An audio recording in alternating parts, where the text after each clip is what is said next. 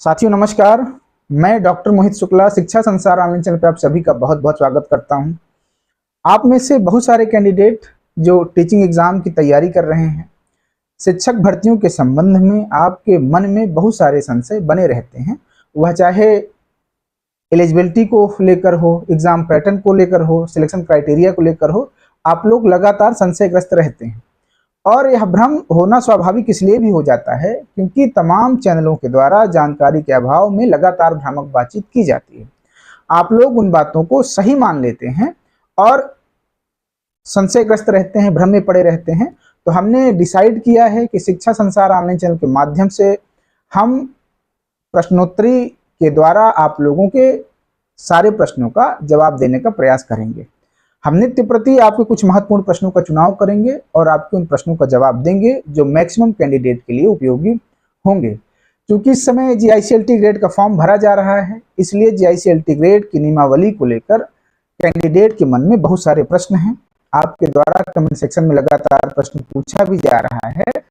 तो आज हमने कुछ महत्वपूर्ण प्रश्नों का चुनाव किया है। उन प्रश्नों के माध्यम से हम आपका सारा संशय दूर करने का प्रयास करेंगे। आइए बातचीत शुरू करते हैं। अगर चैनल पर आप नए हैं तो चैनल को जरूर आप सब्सक्राइब कर लें।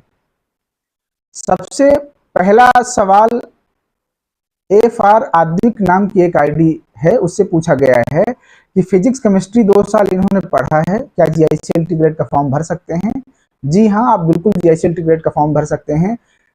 साइंस विषय की जो योग्यता है, अगर आपने ग्रेजुएशन में 2 साल फिजिक्स और केमिस्ट्री पढ़ा है तो आप बिल्कुल फॉर्म भर सकते हैं। अब मुझे कभी कभी गुस्सा भी आता है कि तमाम चैनलों के द्वारा बिल्कुल भ्रम फैला दिया गया है ग्रेजुएशन में 3 साल का नाम लेकर के। बार बार कैंडिडेट पूछते हैं कि सर हमने 2 साल पढ़ा है, क्या हम फॉर्म भर सकते हैं? अरे भाई, अगर आपने 2 साल भी पढ़ा है तब भी आपका कॉम्बिनेशन लोक सेवा आयोग के द्वारा मान्य किया जाता है। 3 साल की बाध्यता लोक सेवा आयोग के द्वारा नहीं है। अब तमाम कोचिंग चैनलों के द्वारा भ्रामक बातचीत फैला दी गई है कि अगर आप लोक सेवा आयोग का फॉर्म भरना चाहते हैं जीआईसीएलटी ग्रेड का, तो ग्रेजुएशन में 3 साल संबंधित विषय को पढ़ा होना जरूरी है। ऐसा कतई नहीं है। अगर आपने 2 साल भी किसी विषय को पढ़ा है तो आप फॉर्म भर सकते हैं, बशर्ते आपका बीएड होना चाहिए। अगर आप साइंस में फॉर्म भरना चाह रहे हैं तो साइंस विषय के लिए भौतिकी और रसायन विज्ञान ग्रेजुएशन में होना चाहिए, साथ में बीएड होना चाहिए। आप बिल्कुल फॉर्म भर सकते हैं। दूसरा प्रश्न बबीता यादव के द्वारा पूछा गया है कि क्या फीमेल मेल संवर्ग में फॉर्म भर सकती हैं? बालिका संवर्ग के कैंडिडेट क्या बालक संवर्ग में फॉर्म भर सकते हैं? महिलाएं पुरुष में फॉर्म भर सकती हैं? आपको बता दें कि जीआईसीएलटी ग्रेड में ऐसी कोई व्यवस्था नहीं है। जीआईसी में महिलाएं महिला कैटेगरी में ही फॉर्म भरेंगी और जो पुरुष हैं वो पुरुष श्रेणी के अंतर्गत ही फॉर्म भरेंगे। आप पिछले साल की जो सिलेक्शन की लिस्ट आई है उसमें आप देख सकते हैं कि महिला संवर्ग में किसी भी पुरुष का चयन नहीं हुआ और पुरुष संवर्ग में किसी भी महिला का चयन नहीं हुआ। यहाँ पर यह भी मैं स्पष्ट कर दूं बिल्कुल साफ तौर पर कि महिलाएं बिल्कुल निराश ना हों। सीट भले ही उनकी कैटेगरी में कम दिख रही है, लेकिन आप पुराना इतिहास अगर खंगाल लें, चाहे यूपी टीजीटी पीजीटी का हो, चाहे जीआईसीएलटी ग्रेड का हो, जीआईसी लेक्चरर का हो, महिला संवर्ग में जिन कैंडिडेट ने फॉर्म अप्लाई किया है, महिलाओं ने फॉर्म भरा है, उनकी मेरिट मेल कैंडिडेट की तुलना में 1 से 2 प्रश्न हमेशा सदैव कम जाती है। तो अगर किसी विषय में आप 300 सीटें देख रहे हैं पुरुष संवर्ग में, महिला संवर्ग में आप 100 सीटें देख रही हैं, तब भी आपको बिल्कुल उदास होने की जरूरत नहीं है। फाइनल मेरिट जब आपकी बनेगी, आप देख सकती हैं उसमें जो महिला संवर्ग का सिलेक्शन है वह पुरुष संवर्ग की तुलना में 1 से 2 प्रश्न नीचे ही रहता है। आज तक के मैं इतिहास की बातचीत कर रहा हूं, तो आपको बिल्कुल उदास नहीं होना। भले आपके कैटेगरी में सीट कम शो कर रही है, लेकिन जब आप फाइनल सिलेक्शन लिस्ट आएगी उसमें आप इस चीज़ की पुष्टि कर लीजिएगा कि पुरुष की तुलना में आपकी मेरिट 1 से 2 प्रश्न कम जाएगी। इसलिए निश्चिंतता पूर्वक आप फीमेल में फॉर्म भरें। मेल में वैसे भी आप फॉर्म अप्लाई नहीं कर सकते। रना खान के द्वारा प्रश्न पूछा जा रहा है कि सर ओटीआर जनरल से किया है, फॉर्म ईडब्ल्यूएस में भरना चाहते हैं, तो क्या फॉर्म भर सकते हैं? आपको बता दें कि ओटीआर में करेक्शन संभव है। अगर आपने ओटीआर जनरल कैंडिडेट के नाम से किया है और आप ईडब्ल्यूएस में फॉर्म अप्लाई करना चाहती हैं तो आप पहले अपना ओटीआर करेक्शन करवा लें और उसके बाद आप ईडब्ल्यूएस में फॉर्म भर सकते हैं। कोई डाउट नहीं है, कोई संशय नहीं पालना। ओटीआर में आपने जो भी डिटेल मेंशन कर दिया है वह अंतिम डिटेल नहीं है। ओटीआर में कभी भी करेक्शन किया जाना संभव है। अब अगर आपको कोई डिटेल ओटीआर में गलत भी हो गया, उसको वहां पर करेक्ट करने के पश्चात आप फॉर्म भर लें। आपको बता दें कि आप ईडब्ल्यूएस कैंडिडेट में फॉर्म भर सकते हैं। डीप केमिस्ट्री के द्वारा प्रश्न पूछा जा रहा है असिस्टेंट प्रोफेसर के रिजल्ट को लेकर कि असिस्टेंट प्रोफेसर का रिजल्ट कब तक आएगा।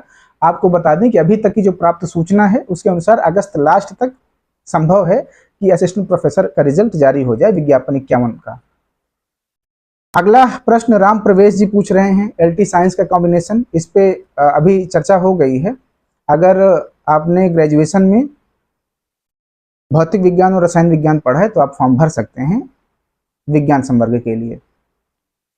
आदित्य के द्वारा प्रावधिक कला को लेकर प्रश्न पूछा जा रहा है कि क्या प्रावधिक कला वाले भी फॉर्म भर सकते हैं। आपको बता दें कि प्रावधिक कला को जीआईसी ग्रेड से पूरी तरह से हटा दिया गया है। आगे जो आप टीजीटी की वैकेंसी देखेंगे उसमें भी प्रावधिक कला को मान्य नहीं किया जाएगा। अब अगर आपने ग्रेजुएशन में चित्रकला विषय पढ़ा है तभी आप एलिजिबल रहेंगे कला विषय में फॉर्म भरने के लिए। तो अगर आपने प्रावधिक कला की से पढ़ाई की है तो आप बिल्कुल स्पष्ट हो जाएं कि आप जो है जीआईसी ग्रेड का फॉर्म नहीं भर सकते। शिप्रा प्रश्न पूछती हैं कि सर अभी अगर 0 लेवल से तैयारी शुरू करें तो क्या तैयारी अच्छी हो सकती है, हम सिलेक्ट हो सकते हैं। तो आपको बता दें कि अभी तो फॉर्म ही आया है, सारे कैंडिडेट अभी नए सिरे से शुरुआत करेंगे। अभी आपके पास 4 महीने का कम से कम समय भी है परीक्षा में, तो आप बेहतरीन तैयारी आपकी हो जाएगी। बस सारे संशय को, सारे संदेह को दूर करके आप खुद पर विश्वास करते हुए पूरी मेहनत के साथ, पूरी शिद्दत के साथ तैयारी करें, निश्चय ही आपका सिलेक्शन होगा। अभी समय आपके पास बहुत पर्याप्त है। इंडिया नाम से एक आईडी है, उनके द्वारा प्रश्न पूछा गया है कि ग्रेजुएशन में उन्होंने ज्योग्राफी पढ़ा है, भूगोल विषय पढ़ा है और उन्होंने 1 साल की पढ़ाई पॉलिटिकल साइंस विषय से किया है, तो क्या एसएसटी के लिए एलिजिबल हैं। आपको बता दें कि 1 साल की पढ़ाई मान्य नहीं है लोक सेवा आयोग के द्वारा एसएसटी कॉम्बिनेशन के रूप में। अगर आपने ग्रेजुएशन में इतिहास, भूगोल, अर्थशास्त्र और राजनीति विज्ञान में से कोई 2 विषय आपने ग्रेजुएशन में पढ़ा है, चाहे आपने 2 साल पढ़ा है, 3 साल पढ़ा, इससे कोई फर्क नहीं पड़ता। अगर आपने ग्रेजुएशन में इतिहास, भूगोल, अर्थशास्त्र और राजनीति विज्ञान में से कोई भी 2 विषय पढ़ा है तो आप निश्चिंत रहें, आप फॉर्म भर सकते हैं। लेकिन अगर आपने 2 साल न पढ़कर 1 साल पढ़ाई किया है तो आप जीआईसी ग्रेड के लिए एलिजिबल नहीं हैं। हमें लग रहा है कि आपके लिए आज की जो प्रश्नोत्तरी रही उपयोगी सिद्ध हुई होगी। आप अपना प्रश्न कमेंट सेक्शन में पूछ सकते हैं। अगर आपका प्रश्न महत्वपूर्ण हुआ तो हम उन प्रश्नों के माध्यम से आपसे बातचीत करेंगे। और टीचिंग एग्जाम को लेकर प्राइमरी से लेकर प्रोफेसर तक अगर आपके मन में किसी भी प्रकार का कोई संशय है, कोई डाउट है, तो आप निसंकोच कमेंट सेक्शन में आप आकर के अपना प्रश्न पूछ सकते हैं। हमारे द्वारा हमारी टीम